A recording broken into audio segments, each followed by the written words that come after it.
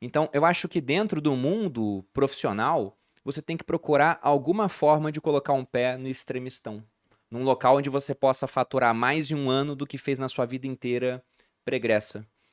Como, por exemplo, o marketing digital. Ele acabou fazendo isso por todos nós.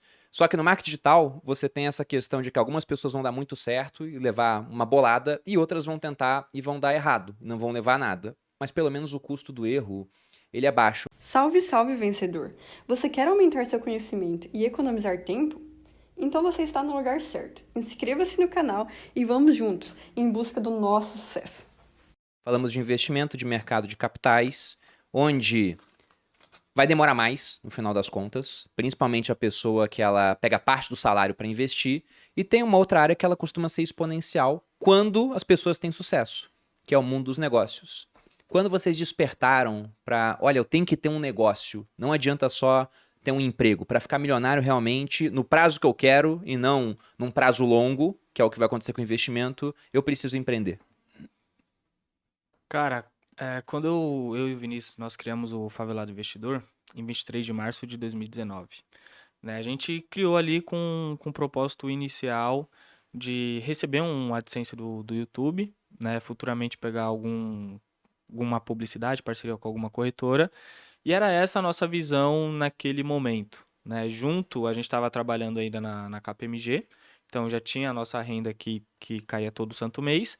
E a gente pensou, pô, vamos fazer uma espécie de renda extra até o momento, através de um canal no YouTube. Só que eu lembro que quando a gente fez nossa primeira publicidade para uma corretora, que a gente fechou uma nota fiscal de R$ 25.000. E aí eu olhei assim, eu falei, tá, eu demoro quase o ano todo para receber isso daqui. Né? Em dois, três vídeos bem feitos, a gente vai ter esse faturamento. Então existe aqui uma possibilidade de escalar cada vez mais. Né? E a gente foi crescendo, aí foi entrando um dinheiro mais na empresa, e a gente entendeu que onde nós queríamos chegar, a gente tinha que somar três coisas. E é isso que eu sempre falo pro pessoal que quer enriquecer. Né? Então, o primeiro ponto foi que eu trabalhei lá atrás, em 2016, foi lidar com o meu dinheiro, educação financeira na base, né? Gastar menos do que ganha, toda essa questão. Em segundo lugar, vem os investimentos, que é multiplicar parte daquilo que você consegue poupar e dobrar o seu patrimônio, triplicar no longo prazo. Em terceiro ponto, é fazer mais dinheiro. Eu entendo que algumas pessoas não têm um perfil de empreendedor. E Uhum, isso eu entendo perfeitamente, não fico falando, todo mundo tem que empreender. eu Não, concordo. tem pessoas que falam, pô, Murilo, eu prefiro aqui meu concurso público, na empresa que eu trabalho, tenho um ótimo salário, é isso. Eu falo, beleza, é o seu perfil. Mas existem pessoas que também têm um grande incômodo interno, de falar, pô, não quero ficar aqui dentro dessa empresa, quero ter meu próprio negócio, minha liberdade. Com isso vem muita responsabilidade também, né? Porque você vai ter uma responsabilidade com a vida das pessoas, dos colaboradores que estão ali contigo. E a partir disso, você tem um poder de fazer muito mais dinheiro, né? Porque você está vendendo, além do seu serviço ou produto, você está vendendo muitas vezes um valor agregado, por exemplo, no meu caso hoje, que está ligado à minha imagem, o meu conhecimento. Coisa que às vezes não era possível dentro de uma empresa. Então, quando eu identifiquei isso junto com o Vinícius, e aí eu lembro que, nossa, nosso primeiro produto foi um Close Friends. Né? A gente nem sabia. Tipo OnlyFans? Só que no Instagram e sem coisas ilícitas, vamos dizer assim. Né? Mas assim, eu lembro que a gente fez o primeiro lançamento.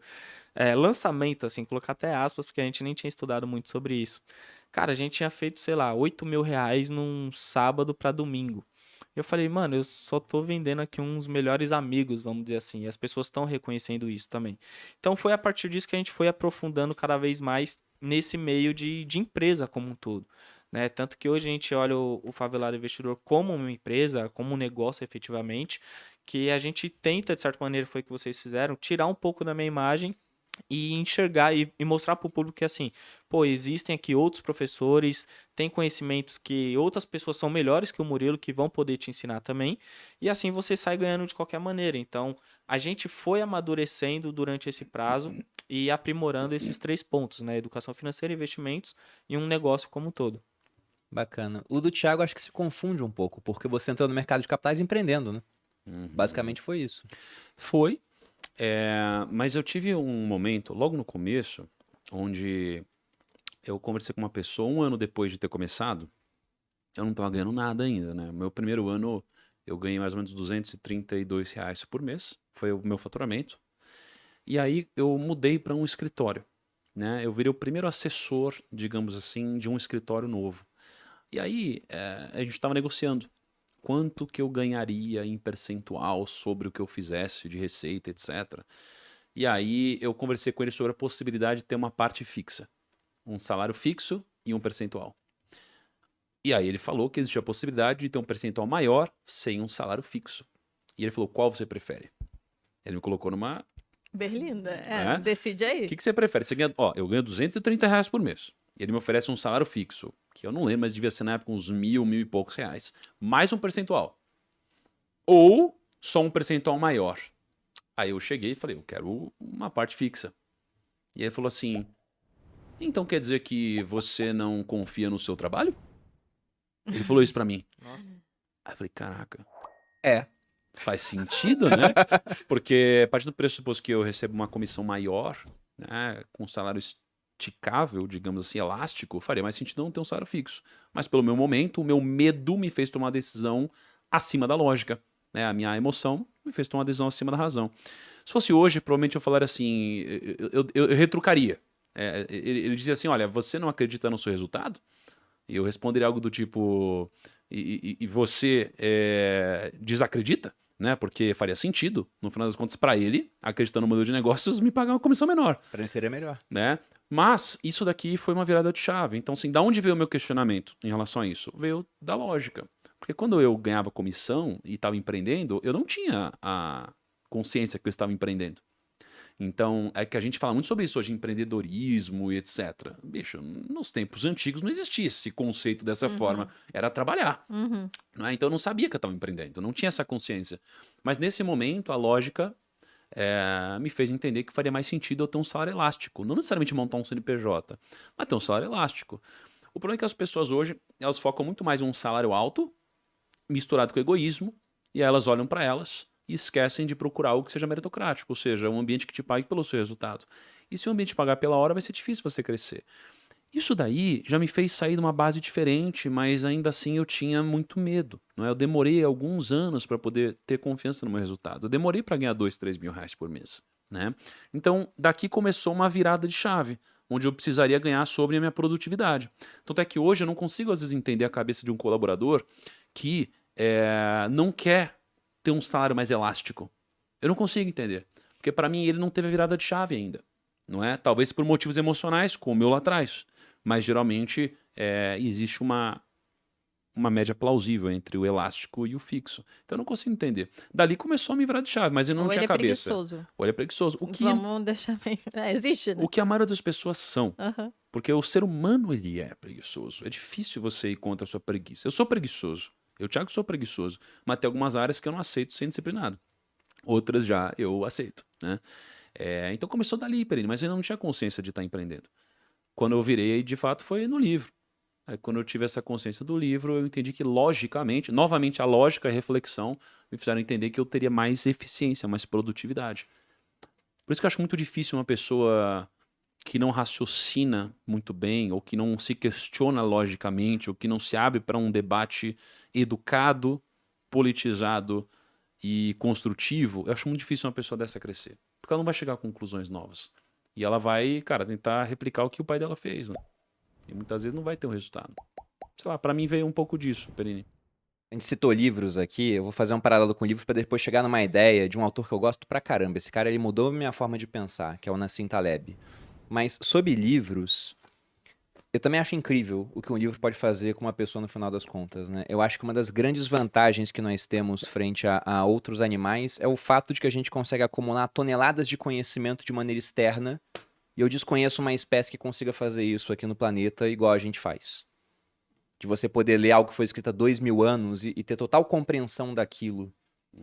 E você pega, por exemplo, eu li Armas de Hermes e Aço esse ano, que fala sobre como os europeus dominaram os incas e tenta explicar, né, por que os espanhóis chegaram aqui com caravelas, né, com galeões, com arcabuzes, com aço e cavalos, e não os incas que chegaram na Europa e dominaram os espanhóis. E uma das vantagens que os espanhóis tinham era a capacidade de armazenar conhecimento. O Pizarro, quando foi conquistar o Império Inca, ele leu as anotações do Cortés. Na verdade, ele não leu, ele era analfabeto. Mas ele tinha pessoas que leram para ele. E ele tinha um conhecimento de como os pré-colombianos operavam. Os incas não conseguiram ler os relatos dos astecas. Eles não tinham uma escrita. E aí eles ficaram para trás, no final das contas. Então a gente tem uma baita de uma habilidade, né, hoje, a maioria, né, das pessoas, aqueles que estão assistindo aqui com certeza sabem ler, a ponto de poder aprender com quem estava lá no passado. E eu uso muito essa habilidade. Eu acho que uma das coisas que me levou adiante, me fez destacar da média das pessoas com as quais eu fazia parte antes. E dentro dessas ideias tem uma do Nassim Taleb que eu acho muito boa.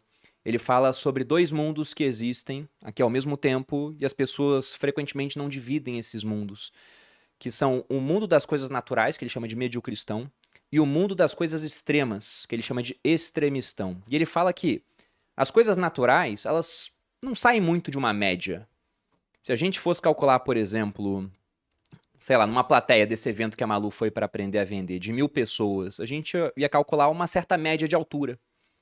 E por mais que o homem mais alto chegasse naquele evento, a média quase não mudaria. E depois, se ele saísse e entrasse o homem mais baixo, também quase não mudaria, porque não temos homens de 10 metros ou homens de 10 centímetros. É uma coisa natural, não foge da média. Agora, se a gente fosse pegar uma média dos ganhos das pessoas ali, aí as coisas mudariam. Porque você obter uma certa média, digamos aí 100 mil reais por ano, uma média até alta, né, para a realidade brasileira. Só que de repente entra um bilionário lá. Esse cara ia elevar a média a ponto de só ele estar acima da média. Porque ele ia levar a média, por exemplo, para, sei lá, 5 milhões. Ia ter ele e mais um cara no evento que fazem isso e o restante não faria. Então, eu acho que dentro do mundo profissional, você tem que procurar alguma forma de colocar um pé no extremistão. Num local onde você possa faturar mais em um ano do que fez na sua vida inteira pregressa. Como, por exemplo, o marketing digital. Ele acabou fazendo isso por todos nós. Só que no marketing digital, você tem essa questão de que algumas pessoas vão dar muito certo e levar uma bolada, e outras vão tentar e vão dar errado, não vão levar nada. Mas pelo menos o custo do erro, ele é baixo. Mas aí a gente chega numa coisa que o Nassim Taleb fala que eu acho interessante. Ele desaconselha as pessoas a tentar as profissões do extremistão. Porque ele fala, cara, 100 vão tentar, um vai dar certo. E os outros talvez não tenham dinheiro para comer. Vai ter que fazer outra coisa. E ele fala que as profissões do mediocristão são muito mais seguras. Ele fala, eu não conheço um médico que passa fome. Talvez em Cuba. Verdade. Quando vieram pra cá. Tinham que mandar todo o dinheiro pra lá. Mas você não conhece um médico no Brasil que passa fome. Um contador, talvez não fique rico. A maioria não vai ficar. Mas também não vai ficar super pobre. Ele vai ter o emprego dele, né?